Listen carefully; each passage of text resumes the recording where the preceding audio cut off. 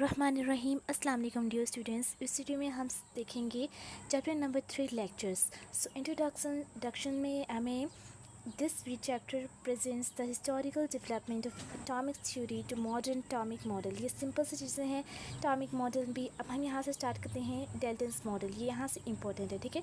आपने याद करना यहीं से। आपने क्या करना 9 एंड 10 में आपने क्या करना होता है कि आपने पूरा चैप्टर याद करना है, ठीक है। सो आप यहाँ से याद करना स्टार्ट करेंगे डेल्टन्स मॉडल। अगर आप आल्सो समझेंगे भी यहीं से, ठीक है। In 1803 the British chemist Johan Dalton presented a scientific theory on the existence and nature of matter. 1803 में डेल्टन ने ये अपना जोहान डेल्टन ने प्रेजेंट किया था, ये थ्योरी प्रेजेंट की थी। This theory is called the Dalton's atomic theory. Dalton ने बनाई थी थ्योरी, इसलिए इसका नाम डेल्टन्स एटॉमिक थ्योरी रखा गया। Main postulates of this theory are as follows. So इसके पोस्टुलेट्स 4 पोस्टुलेट्स हैं। फर्स्ट है all the elements are composed of tiny indivisible particles called atoms। अब इसका मतलब है कि एक एलिमेंट बनता है, कैसे बनता है कि एक, देखिए लेट्स सपोज ये पेन है, इसके ये एक एलिमेंट है। Let's suppose this is the element pen. So ये बना है बहुत सारे एटम्स से मिलके। इसमें बहुत सारे ज़र्रात जैसे एटम्स होंगे, जो कि इस वजह से ये एलिमेंट बन गया है, ठीक है। बहुत सारे एटम्स साथ मिल जाएं तो individual particles at called atom.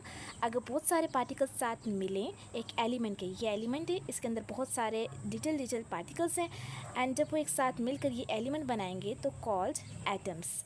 Atoms of a particular elements are identical.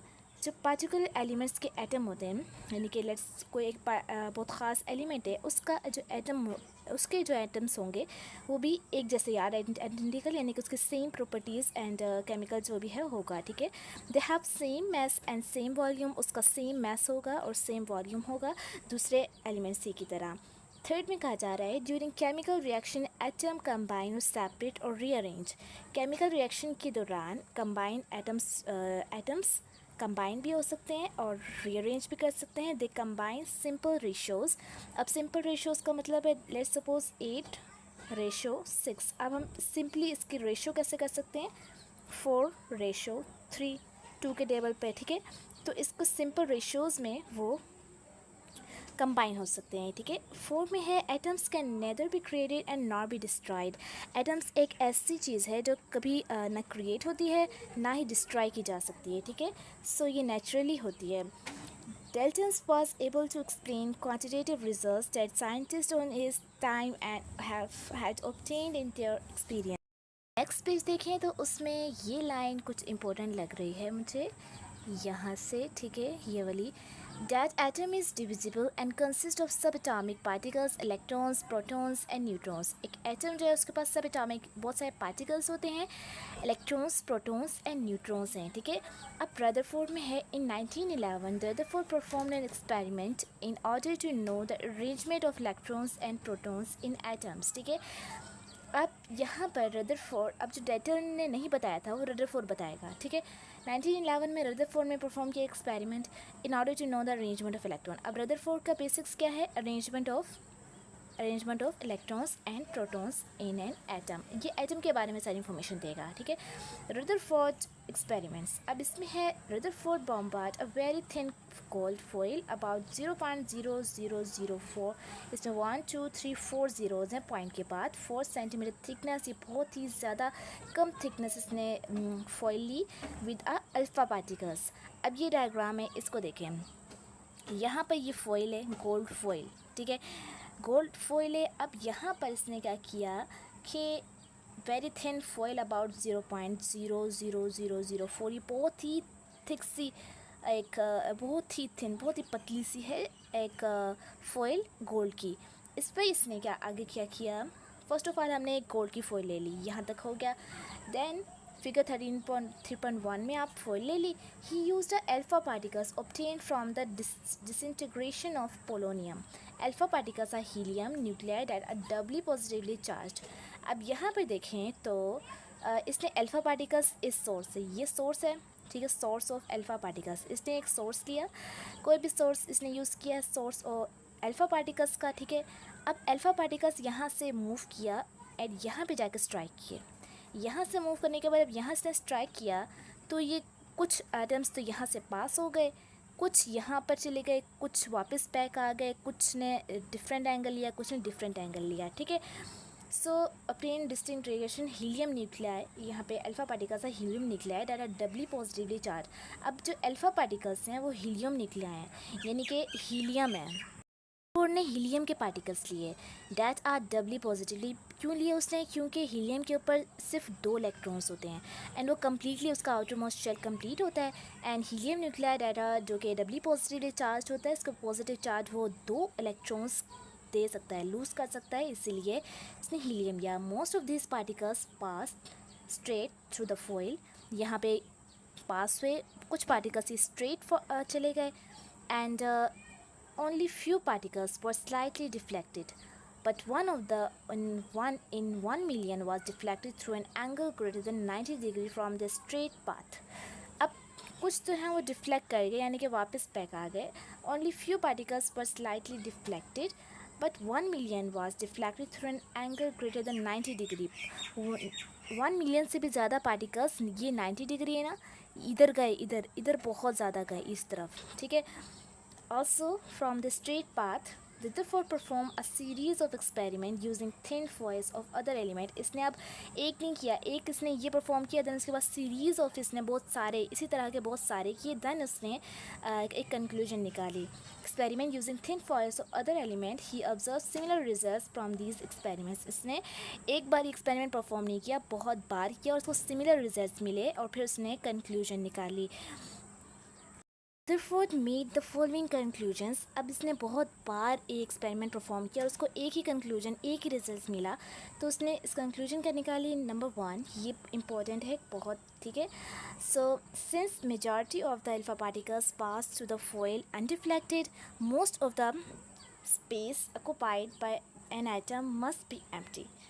अब सिंस मेजॉरिटी, अब बहुत सारे अल्फा पार्टिकल्स जो है pass through the foil undeflected, बहुत सारे पार्टिकल्स इस फॉइल से पास हुए एंड देन अनडिफ्लेक्टेड हो गए, ठीक है। फर्स्ट कंक्लूजन में तो ये कहा जा रहा है कि बहुत से पार्टिकल्स अनडिफ्लेक्टेड हो गए, ठीक है, यानी कि वो डिफ्लेक्ट मीनिंग कि इसके ऊपर स्ट्राइक किया एंड वापस बाउंस बैक आ गया, इसको कहते हैं डिफ्लेक्टेड। अनडिफ्लेक्टेड यानी कि पास होकर किसी और जानिब चला गया, 90 के एंगल पे नहीं गया, ठीक है। Part second conclusion, the deflection of a few alpha particles through angle greater than 90। अब डिफ्लेक्शन है फ्यू एंगल्स की greater than 90 shows that these particles are deflected by electrostatic repulsion between the positively charged alpha particles and the positively charged part of atom। अब deflection of few particles, कुछ particles की deflection जो हुई है 90 angle से greater, 90 का angle यहाँ से सीधा इस तरह से आ जाना, इस तरह से आ जाना, तो ये ग्रेटर डिफ्लेक्शन हुई यहाँ पर।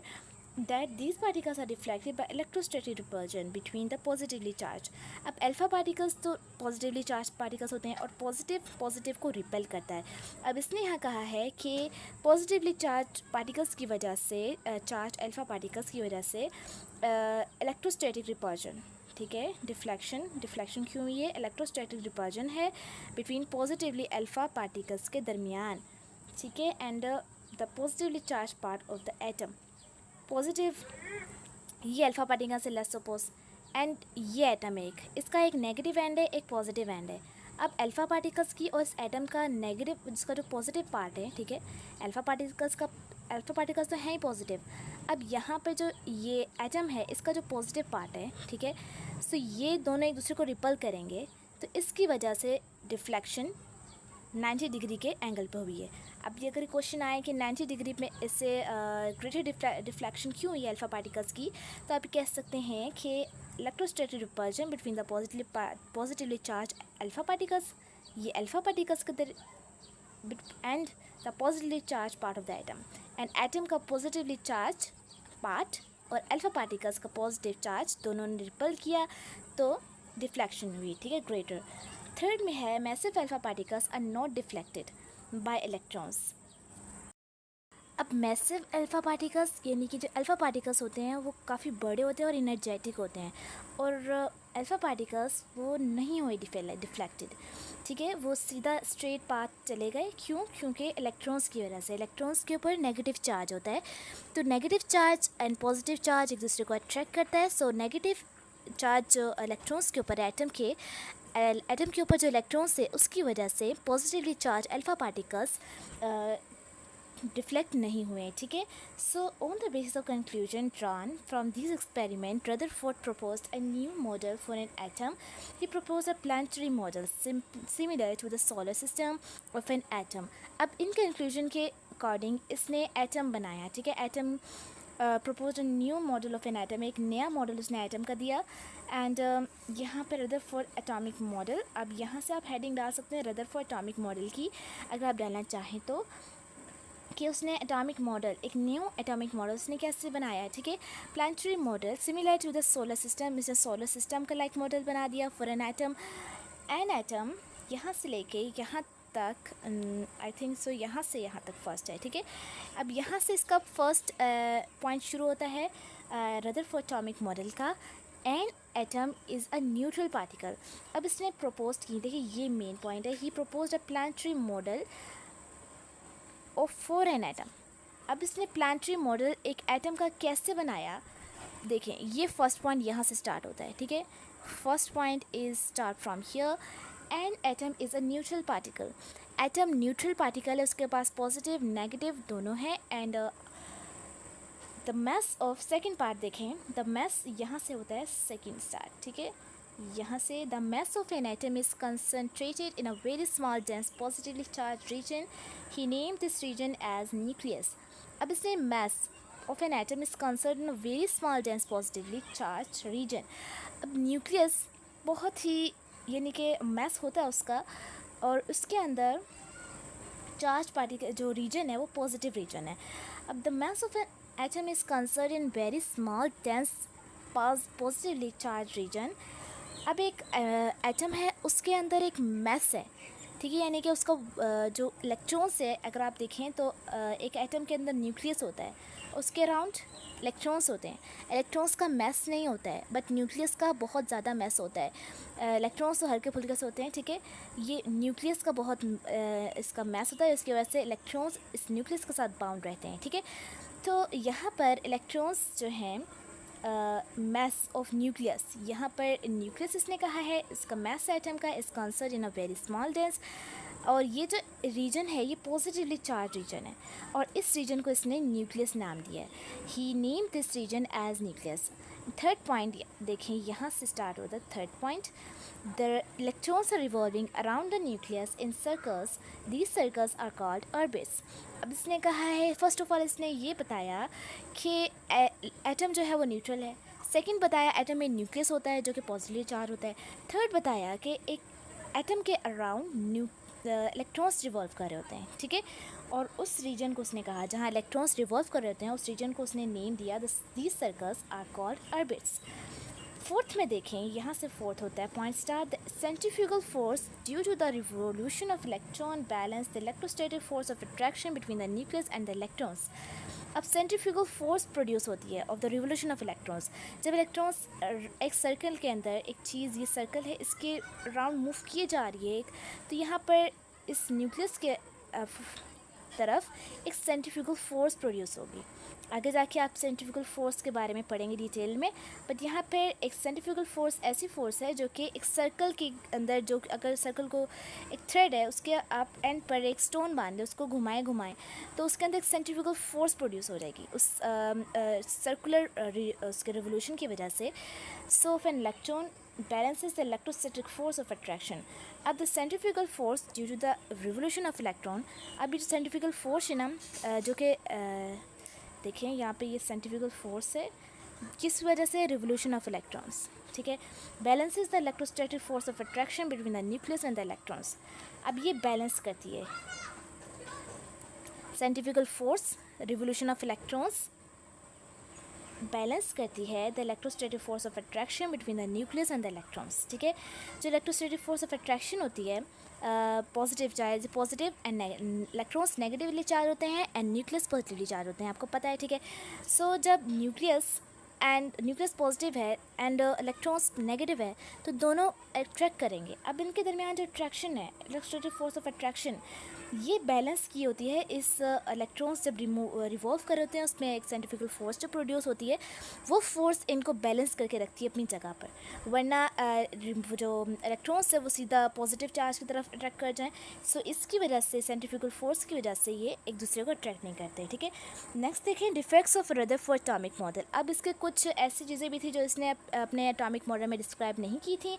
अब वो देखते हैं। Rutherford atomic model of an atom resembles our solar system. उसने अपना मॉडल सोलर सिस्टम में रिसेंबल किया था। It has following defects.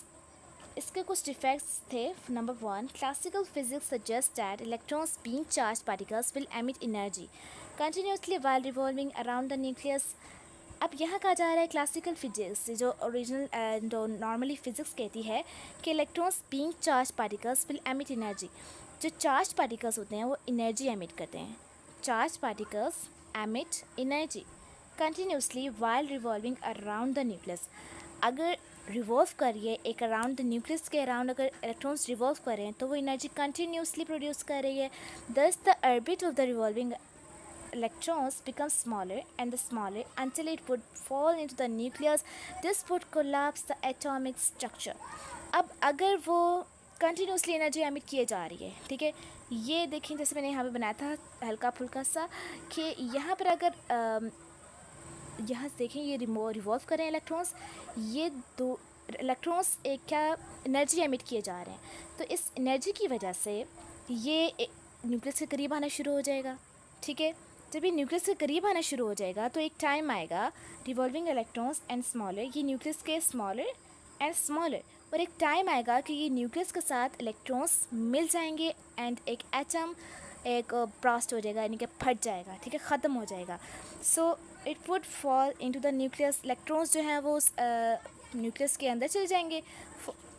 This would be collapse the atomic structure. ये एटॉमिक स्ट्रक्चर को कोलैप्स कर सकता है। ये चीज़ एटॉमिक रदरफोर्ड एटॉमिक मॉडल ने डिस्क्राइब नहीं की। ठीक है, अब इसके भी आगे इस चीज़ को कैसे सही किया जाता है, ये आगे दूसरे साइंटिस्ट ने प्रूव किया कि इसने इन्हें कितनी ज़्यादा इन्फॉर्मेशन नहीं दी, इसने सिर्फ एटॉमिक स्ट्रक्चर के बारे में बताया था। जैसे कंक्लूजन में 2 से 3 पॉइंट्स थे। सेकेंड इसका है डिफेक्ट कि if revolving electrons emits energy continuously it should form a continuous spectrum. अगर रिवॉल्विंग इलेक्ट्रॉन्स, लेट्स सपोज कि अगर हम एक चीज़ को कंटिन्यूस रिवॉल्व करते हैं तो उसमें हमें डिफरेंट कलर्स भी समटाइम्स नज़र आते हैं। ठीक है, so electrons emits energy continuously it should form a continuous spectrum. So इसने revolving around the nucleus, electrons revolve कर रहे हैं तो वो कंटिन्यूसली रिवॉल्व कर रहे हैं, कंटिन्यूस रिवॉल्व किए जा रहे हैं। उसमें कलर्स शो होते हैं, कंटिन्यूस स्पेक्ट्रम शो होता है। कंटिन्यूस स्पेक्ट्रम किसे कहते हैं? ऐसे कलर्स जिनके अराउंड बाउंड्री ना हो। देखें, लेट्स सपोज ये कलर्स हैं, ठीक है, ये तमाम कलर्स हैं इसके अंदर, इसके अराउंड बाउंड्री नहीं है, ठीक है, बट ये सारे कलर्स हैं। सो कंटिन्यूस स्पेक्ट्रम प्रोड्यूस होता है। ये भी इसने डिफेक्ट अपना प्रूफ नहीं किया था। आगे हम नेक्स्ट लेक्चर में पढ़ेंगे बहुत से एटॉमिक थ्योरी।